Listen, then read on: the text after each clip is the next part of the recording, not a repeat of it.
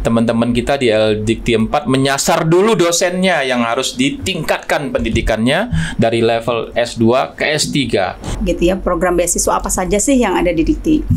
Di Jawa Barat, Banten, yang dosennya berjumlah 31.000, itu baru 18,5% saja yang sudah S3 gitu. Yang mau studi lanjut S3. Yang mau studi lanjut S3. Nah, ada profesor diaspora itu dari UK. Jadi orang Indonesia yang berkarir.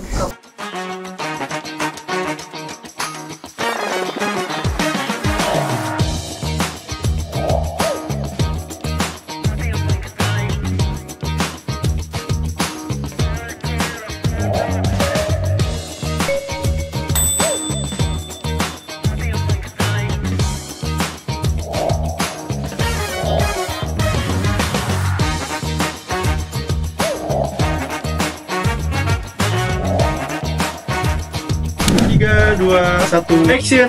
Bismillahirrahmanirrahim. Assalamualaikum warahmatullahi wabarakatuh. Hai BU Friends, saya harap BU Friends semua selalu berbahagia. Mudah-mudahan selalu sukses dalam merintis karirnya di masa yang akan datang dan belajar dengan nyaman dan bahagia selalu di kampus tercinta kita, Bina Insani University. Bigger, better, higher. Nah, hari ini, BU Friends, kita kedatangan tamu luar biasa kita dari teman-teman kita yang ada di LLDikti wilayah 4, Jawa Barat dan Banten. Pada hari ini diwakili oleh Ibu Gina Indriani dan Ibu Ewisna. Nah, mereka ini ada di bagian SDM di Lembaga Layanan Pendidikan Tinggi wilayah 4, Jawa Barat dan Banten. Nah, hari ini mereka ada aktivitas di kampus Bina Insani University. Ada serangkaian bimbingan teknis dalam tajuk akselerasi peningkatan kualifikasi dosen di wilayah Jawa Barat dan Banten. Nah, untuk itu kita dengar kira-kira seperti apa keseruan dari acara tersebut. Apa sih tujuannya? Bagaimana pelaksanaan BIMTEK tersebut? Apa harapan-harapan luaran dari kegiatan tersebut? Nah, kita tanyakan kepada narasumber kita pada hari ini. Silakan. Oke, baik. Saya sapa dulu ya, Ibu dan Bapak sekalian, teman-teman semuanya. Halo, Assalamualaikum warahmatullahi wabarakatuh. Waalaikumsalam warahmatullahi wabarakatuh. Apakah saya harus salam BIU juga tadi? Oh iya, boleh. BIU, Bina Insani University. Bigger, better, higher. Kalau biggernya mungkin saya sudah bigger. Baik, Pak Rektor, terima kasih kesempatannya. Perkenalkan teman-teman, saya Gina Indriani dari LDikti wilayah 4. Saya sekarang diamanahi sebagai Kepala Bagian Umum. Ya, Kepala Bagian Umum itu membawahi 3 tim. Ada tim PKBMN, perencanaan, keuangan, dan barang milik negara. Itu satu bagian. Kemudian ada timnya Bu Ewisna, ini adalah tim HKT, Hukum Kepegawaian dan Tata Laksana. Dan kemudian yang ketiga adalah tim Tahura, Tata Usaha, Humas, dan Kerjasama.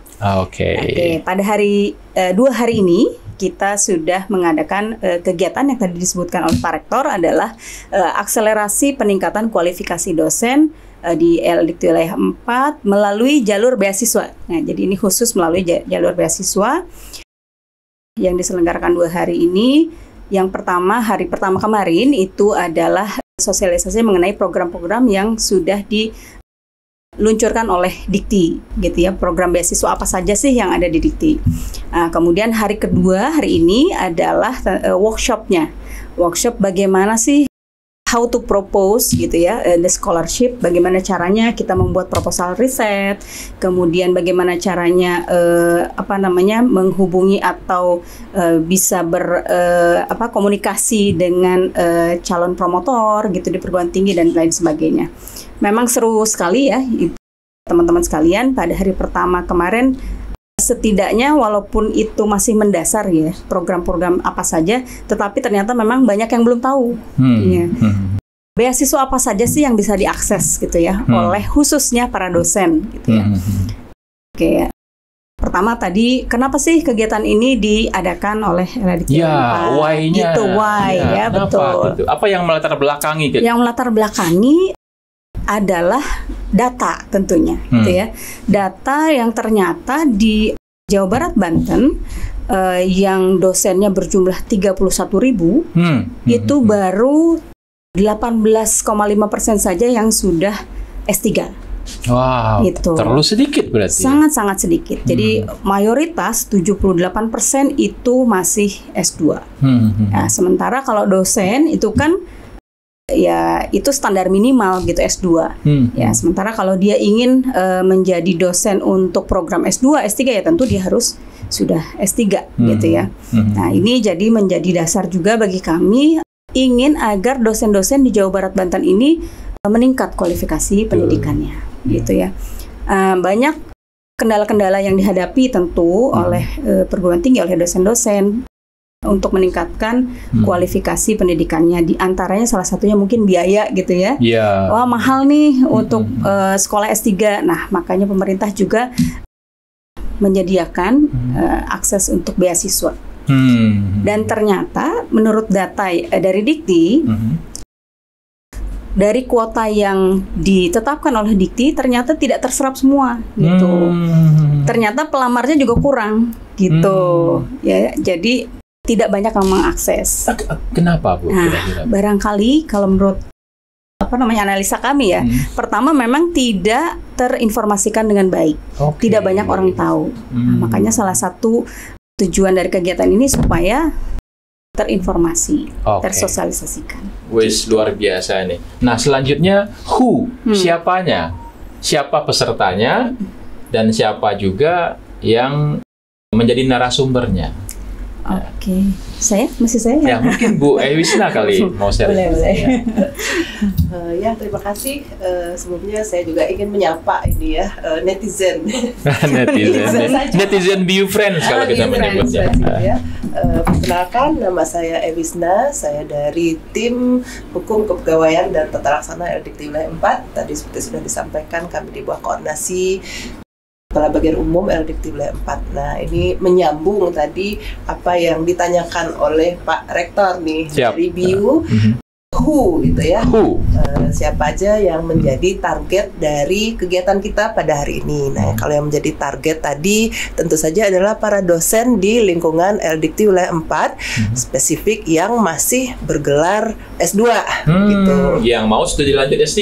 Yang mau studi lanjut S3. Nah, rata-rata memang banyak yang apply ke kami karena kami di tim Hukum Kepegawaian dan Tata Laksana itu kami outputnya kami mengeluarkan rekomendasi untuk dosen-dosen yang akan melaksanakan studi lanjut tersebut, sehingga kami tahu dari sekian persen jumlah dosen yang meminta rekomendasi itu yang lolos di beasiswa tersebut mungkin tidak sampai setengah ya, mendekati setengah misalnya, katakanlah dari 600 orang misalnya, contohnya yang terakhir itu ada beasiswa PDDI, program doktor untuk dosen Indonesia. Nah, itu kami mengeluarkan rekomendasi itu sebanyak 660.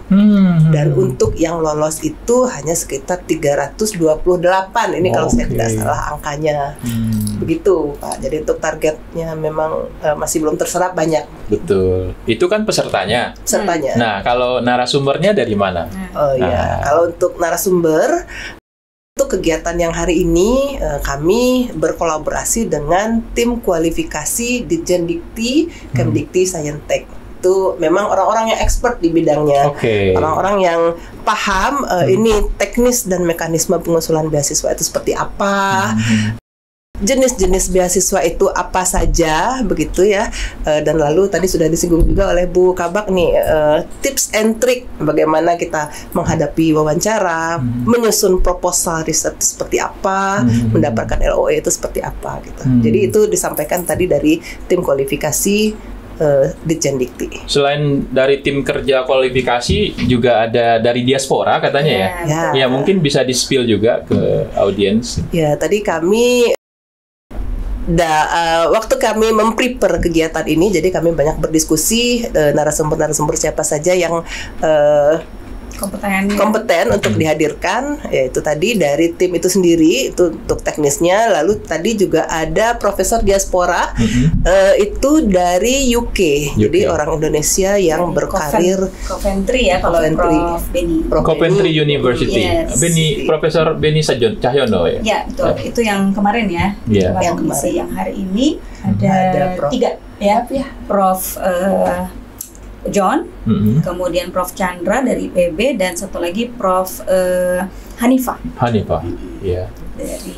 Dan itu mereka dalam tim kerja kualifikasi semua ya. Ya, betul. Mereka adalah tim-tim ahli ya. Tim-tim ahli yang biasa membantu tim kualifikasi di Dikti. Dari Kemendikti Saintek ya. Betul. Oke. Wah, luar biasa. Nah, sekarang mungkin bisa masuk ke what-nya. Kira-kira apa yang disampaikan di situ? Ya, mengapa materi yang disampaikan itu penting dan bagaimana teknik penyampaiannya? Monggo, silakan. Gina nih. Oke, saya coba ya. Itu begini. Pertanyaannya sulit, jawabannya mudah. Kalau pertanyaannya mudah, jawabannya sulit. Baik, kalau apa yang disampaikan untuk hari pertama kan tadi program ya. Apa saja sih sebetulnya? Jadi bukan hanya beasiswa untuk S3-nya, tetapi juga ada yang pre-nya, persiapan untuk bisa meraih beasiswa itu. Jadi Dikti itu ada program talent scouting, kemudian juga PKBI, persiapan kemampuan bahasa Inggris, kemudian juga ada pre-doktoral, dan juga satu lagi ada yang pre-doktoral khusus untuk daerah 3T. Nah, itu yang disediakan oleh Dikti. Nah, pada 2 hari ini, khususnya yang untuk hari kedua tadi, sebetulnya bisa dikatakan adalah kegiatan mini talent scouting. Gitu. Mini talent scouting. Jadi sebetulnya katanya biasanya talent scouting ini diadakan 3-5 hari. Ya, workshop itu. Tetapi tadi kita persingkat menjadi 1 hari saja. Nah, gitu. Setidaknya mungkin bisa memberikan gambaran ya. Tadi juga saya mengikuti dari awal. Menarik sekali sebetulnya. Semua yang disampaikan oleh narasumber, peserta itu diajak untuk berlatih tadi membuat proposal riset, gitu ya. Kemudian di review oleh para narasumber tadi, gitu ya, dari mulai judul, kemudian juga kira-kira cakupan substansi dari risetnya seperti apa, gitu ya. Apakah sudah memenuhi syarat untuk disertasi atau belum? Nah, seperti itu. Tadi di review beberapa proposal riset. Kemudian juga ada yang khusus menyajikan materi terkait dengan komunikasi, gitu, how to communicate, gitu ya, supaya ketika kita istilahnya semacam paper presentation. Ya, paper presentation tadi yang pertama. Kemudian yang komunikasi itu memang diajarkan bagaimana caranya berkomunikasi dengan calon promotor. Biasanya itu dari via email biasanya. Ya, betul, korespondensinya. Bagaimana sih caranya supaya kita itu menarik, gitu ya, untuk di guide sebagai mahasiswa ya promotor tersebut. Untuk dapat letter of acceptance di kampus tujuan ya. Seperti itu. Wah, keren banget ya. Luar biasa. Nah, ini what-nya sudah terjawab nih ya. Nah, kalau when-nya sudah tahu dong. Kan ini kan sudah 2 hari, ini udah hari terakhir gitu ya. Dan eventnya udah selesai. Kita reporting aja ke BUFriend biar tahu bahwa kita jadi tuan rumah dalam kegiatan kolaborasi antara LL Dikti 4 dengan bidang sumber daya ya di Kemendikti Saintek itu, dalam kegiatan yang disebut dengan akselerasi peningkatan kualifikasi dosen gitu. Ini luar biasa untuk dosen. Nah, mungkin harapan. Kira-kira apa harapan ke depan dari Ibu Gina dan Ibu Nana? Silakan. Harapannya terkait dengan dosen yang tadi ya. Betul. Apalagi kita inginnya berkelanjutan ya. Untuk kegiatan itu tidak hanya sekedar sharing info kemudian selesai gitu ya. Kami tentu berharap ada feedback ataupun follow up dari kegiatan ini begitu ya, tidak berhenti sampai di sini.